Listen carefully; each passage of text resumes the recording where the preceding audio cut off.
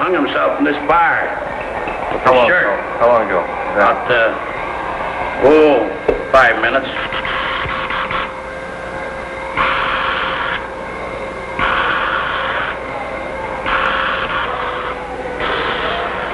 Do you have any idea he was going to do this? Not at all. We passed here not more than 5 minutes ago.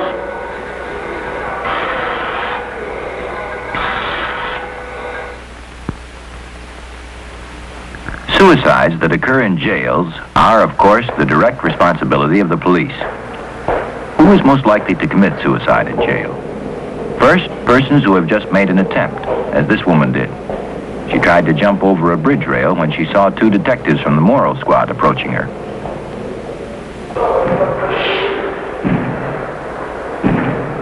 Also, the acutely disturbed mental patient. These should be removed to hospital as soon as possible.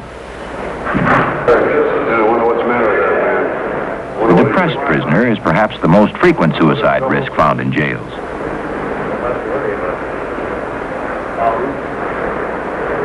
Hey, you over there in the brown coat?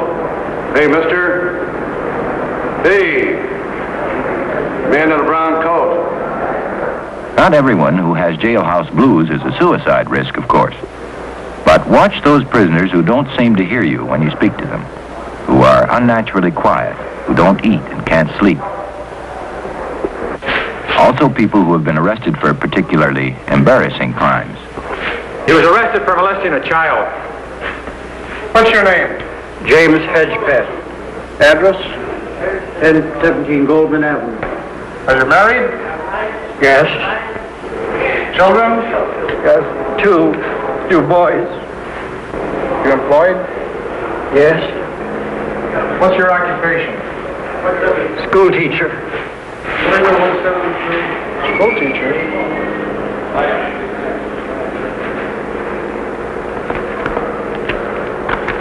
Here's a receipt for your valuables. Back up! In such cases, the usual precautions, like removing the prisoner's tie and belt, are not sufficient. He needs to be watched every minute he is in custody.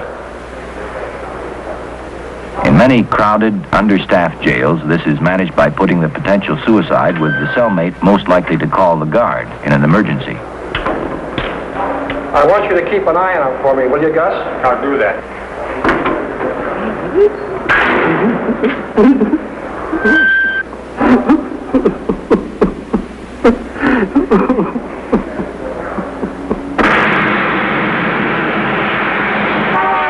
In the world the average policeman sees outside the station house, it seems at times that almost everybody's out to get himself killed.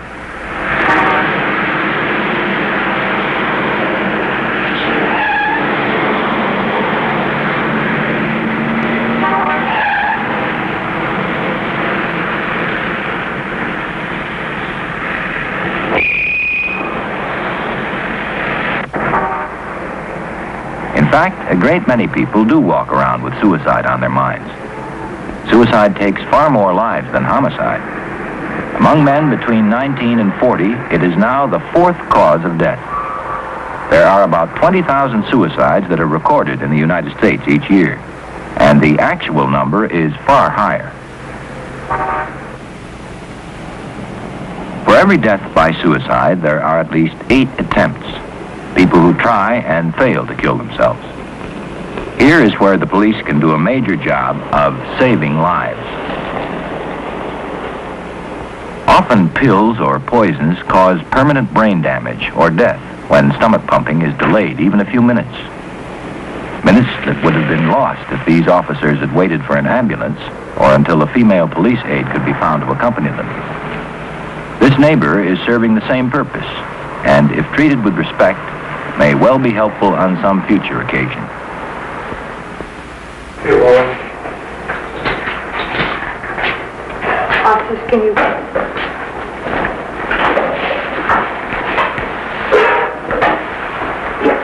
Okay. Where'd you bring it from? 1449 West George in 36th District. What's the wagon number? We brought her in a squad. We weren't able to get the wagon. Squad 163. Can you see me, Mrs. Wentworth? Can you hear me? Can you hear me? Now just swallow. Keep swallowing.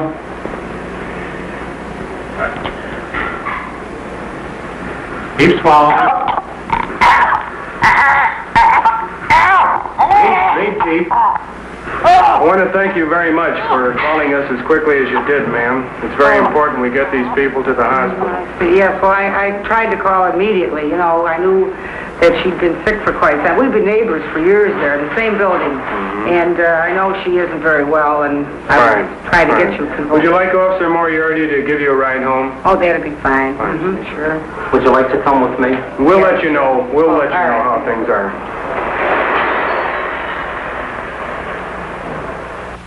Doctor, this is Officer Moriarty. I found the bottle. Fine. Read me the label.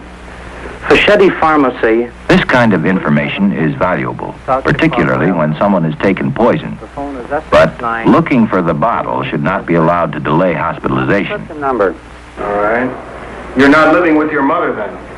No, I haven't been living with her since I've been married. All right. Has your mother had this trouble before, Mildred? She's been a little lonely, depressed. Has she ever been in the hospital like this before? Oh, she took pills once before. No, twice before. That was someplace else. Okay, thank you very much. That'll be... A great many people who attempt suicide are repeaters. Their suicide attempts are literally cries for help, a way of calling attention to some deep personal need they haven't found it possible to express in any other way.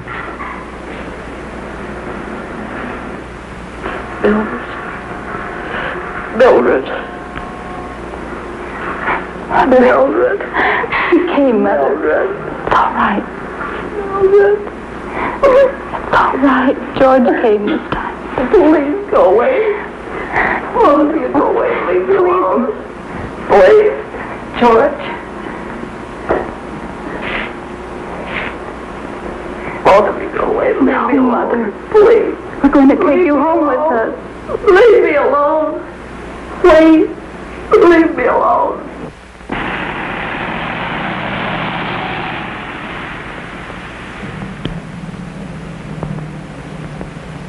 This woman had threatened suicide so often that her warnings went almost unheeded.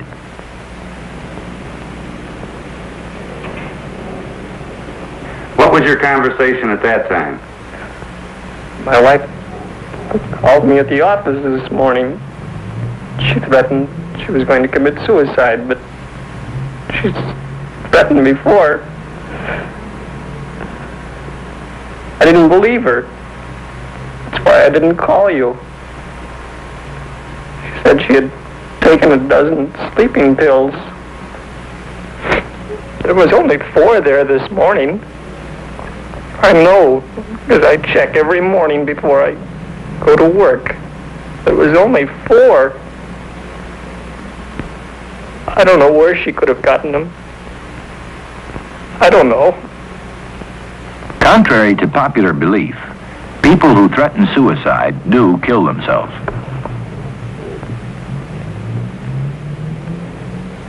Few lone people or hermits commit suicide, except among the old and sick.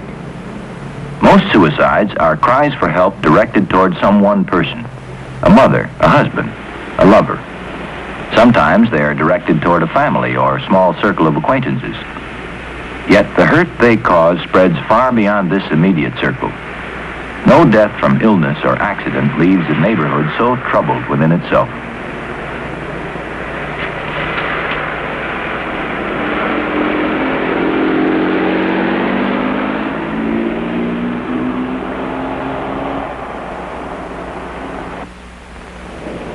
Most people who attempt suicide are taking a gamble with death. They are saying, I'll kill myself if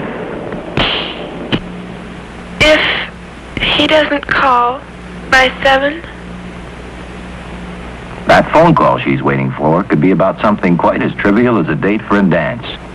Yet to this girl at this time, it has become something she will stake her life on. If I fail that exam tomorrow, Most students who face tomorrow's exam are nervous about it, but to this boy at this time, the fear of failing in the eyes of his father, is overwhelming.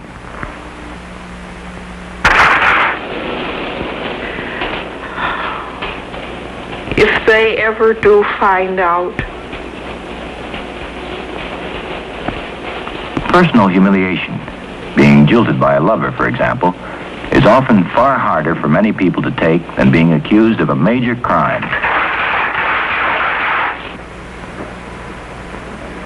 If I really got heart trouble, The need to bear ill health, to face and accept physical disability and live with it, may be a crushing blow to one person and borne with relative grace by others.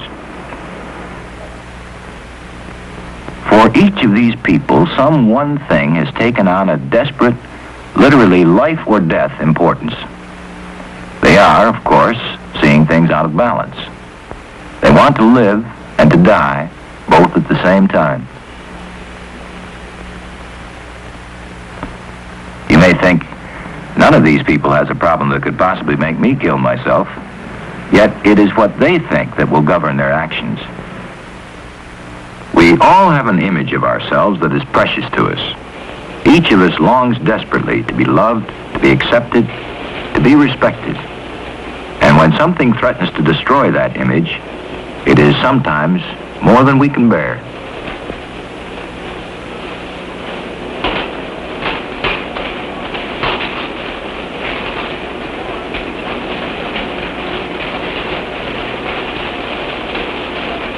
The indications are definite, but it's not that serious. We're going to have to take some of that weight off. We'll start you on some medications. You'll have to stop smoking.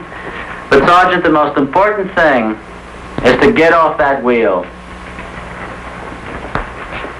well, look, Doctor, I got to ride it back to the station anyhow.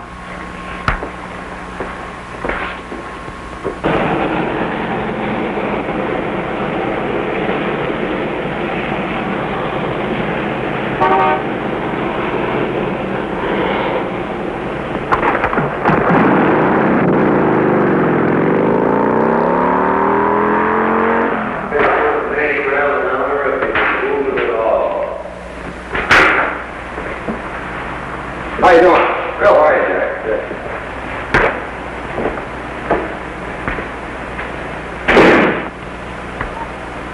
They've got plenty of soft jobs at headquarters, Leonard. Man, you'd be crazy to quit. I didn't join this police force for no goddamn desk job. There.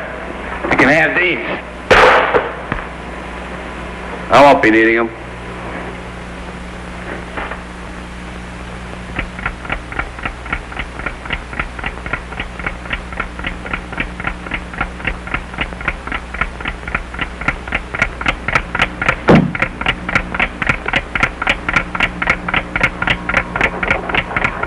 % of those who kill themselves give warning in advance, some directly in a suicide note or by a positive statement to their family or friends.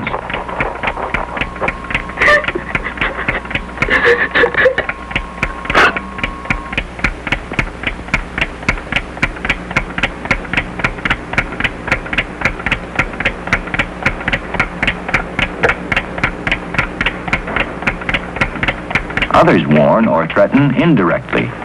Yet these hints are clear enough if we can learn to recognize them. Brian, here, you can have these. I won't be needing them anymore.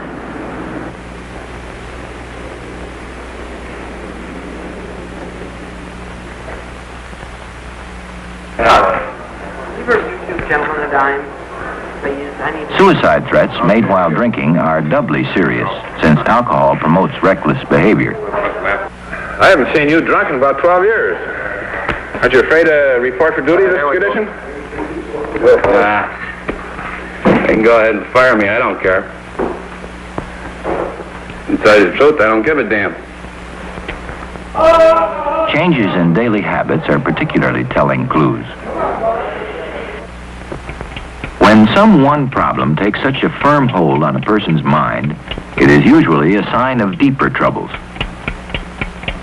Tonight's anxieties may be relieved temporarily by a good performance on the exam tomorrow. But the pattern of anxiety remains, winding tighter and tighter until one day the coil spring snaps.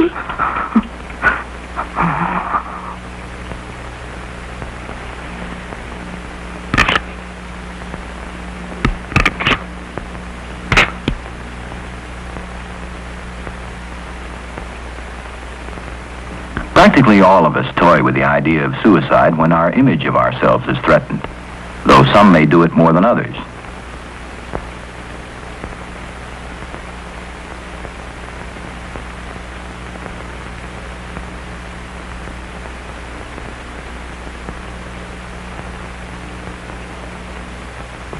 Whether we kill ourselves or not depends in good part on the means that happen to be available to us when the impulse comes. When policemen attempt suicide, most of them use their own service revolvers, and being trained in their use, usually kill themselves.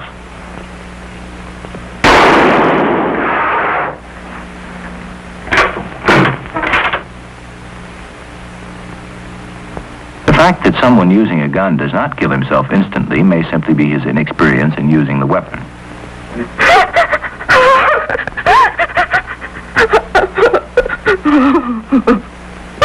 Not many wrist slashers die the first time. Most people don't realize how difficult it is to kill themselves this way.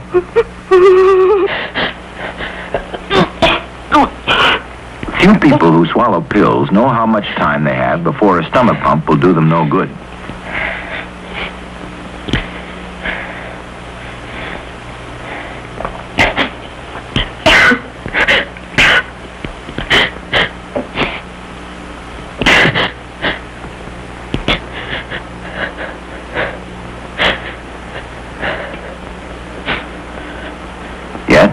When there is time to contemplate the consequences of the act, almost all people who try to kill themselves also, at the same time, welcome rescue.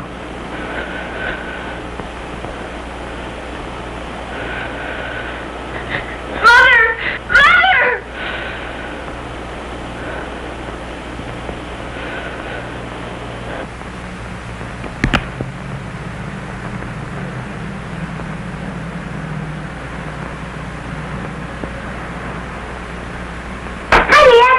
Terry. Where's your gun? This is a loaded revolver. Nothing to play around with. The would-be suicide needs time. Time to see that living with heart trouble, for example, might be better than leaving his family broken and in despair. No, don't point it at me or anybody else. Somebody can get hurt. Show me how you break it.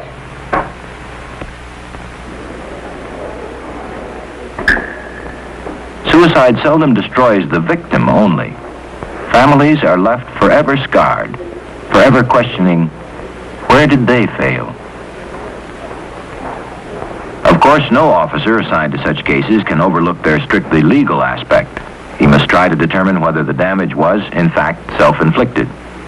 But if the investigation is handled with discretion, the family may be shielded from unnecessary public exposure, and the officer may help to prevent an epidemic of campus suicides by suggestion. Take it easy. There we go. Take it easy. Take your hand away. Hold it on. That's it. It's all right. Just relax. Just relax. Just relax. Sorry, don't pull the tube. Will this girl, like so many pill takers, become a repeater? It is more than likely if her family follows an all too common and understandable impulse to avoid facing the true dangers inherent in this situation. Yes, indeed. She'll be fine just as soon as they get her stomach washed out. And I'll be back in about half an hour, but right now I have to run. Now is the time when a policeman can use the prestige of his position to good effect. It's his duty to help the family understand the full meaning of the crisis, to help them cope with the dangers that may lie ahead.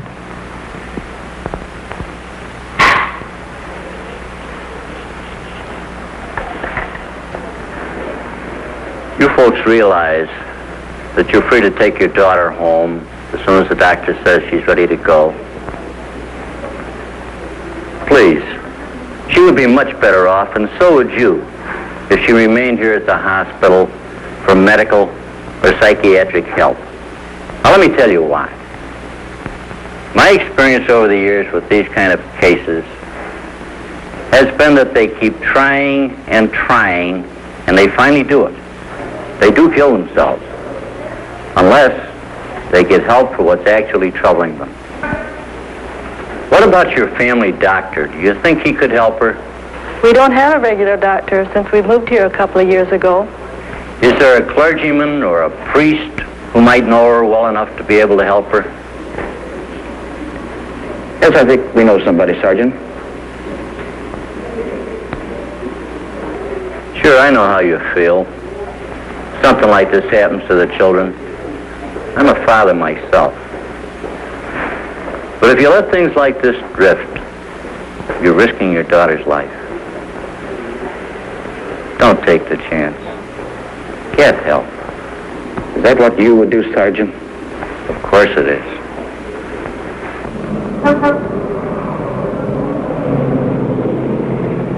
In time of crisis, it's hard for us to find a way to ask for help. We nurse our worries and intentions privately until we begin to lose contact with those closest to us.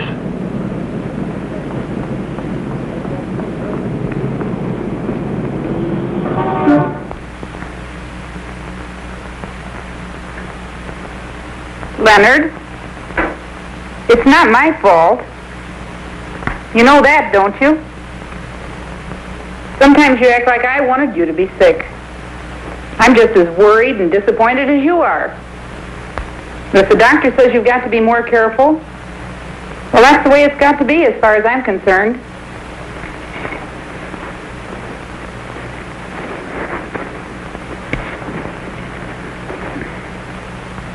To tell you the truth, I never liked the idea of a man your age riding a motorcycle anyway. With all those big trucks on the road and traffic the way it is. Leonard? Leonard? Leonard, if you go to drinking again, I'll call the captain. I swear I will.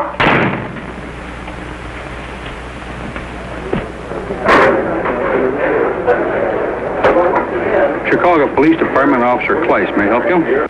I don't know if I'm calling the right place. This is the police department, ma'am. May I help you? What is your problem? I've done something terrible and everything's gone wrong. Well, what seems to be the trouble? Cries for help often come in by telephone, particularly when the public knows it will find a sympathetic response from the number called. With a razor blade in the kitchen. Well, where are you calling from, ma'am? What is the phone number? Would you hold the line a moment? I want to talk to you some more. 373, squad roll 373.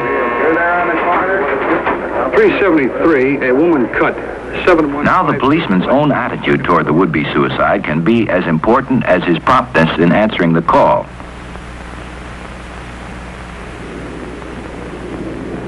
Just how many people have been goaded into more determined attempts by efficient yet unsympathetic treatment, it's hard to say.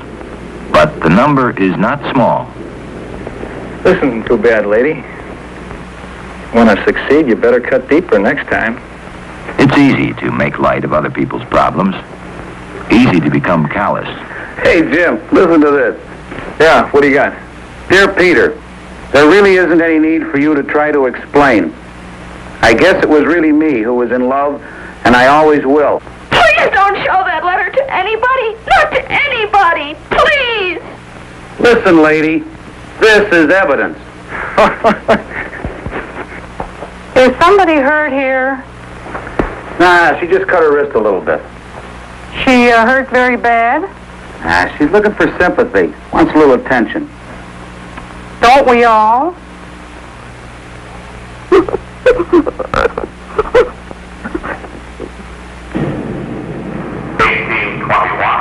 1820, and 1881. And all cars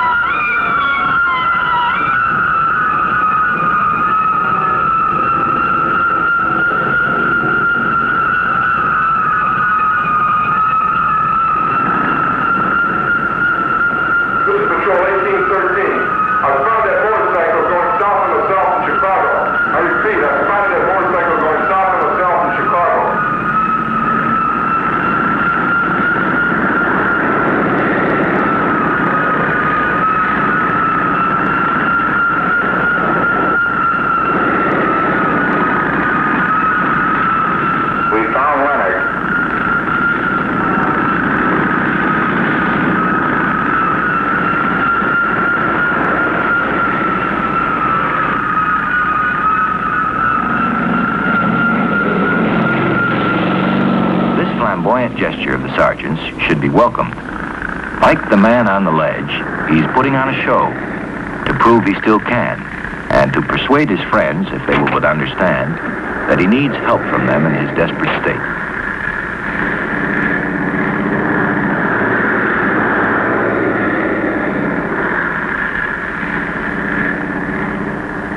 Olson and Utter cover the northeast corner gate, Sergeant Stanton the northwest corner gate.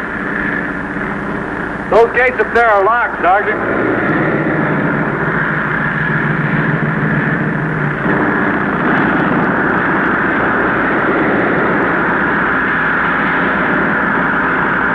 To turn on the stadium lights, please. Okay.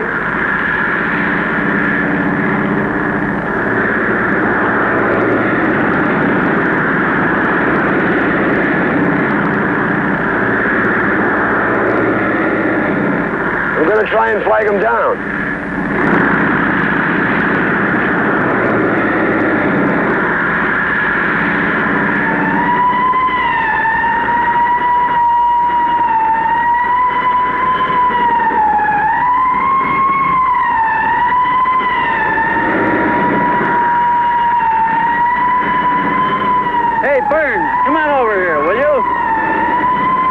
Chase him, Sarge. I've got a faster wheel. Maybe I can get close enough to talk to him. No, that's only likely to make him mad. He's quite outrageous. We got him cut off. Let him ride a while. This officer seems to understand that this performance is a cry for help, that he must be patient, sympathetic, and wait, hoping that the troubled man will stop his wild ride himself, feeling that his cry has been answered.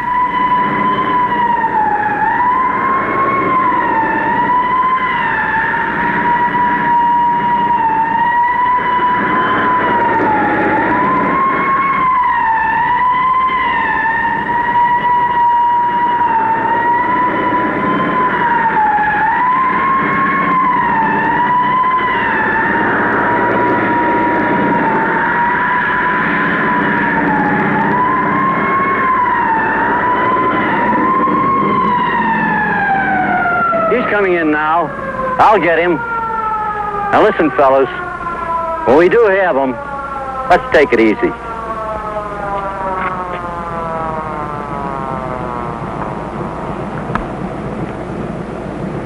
The genuineness of these cries for help cannot be measured simply in terms of how nearly they have brought death to those who gave them voice. All such cries are clear indications that these people are in some kind of trouble, and that they know it. Those who get professional guidance early often never play this game with death again. But they need our help to find that guidance, to accept it, and finally, to live without it. Only we can do that for them, we who are near enough to hear their cry and care enough to help.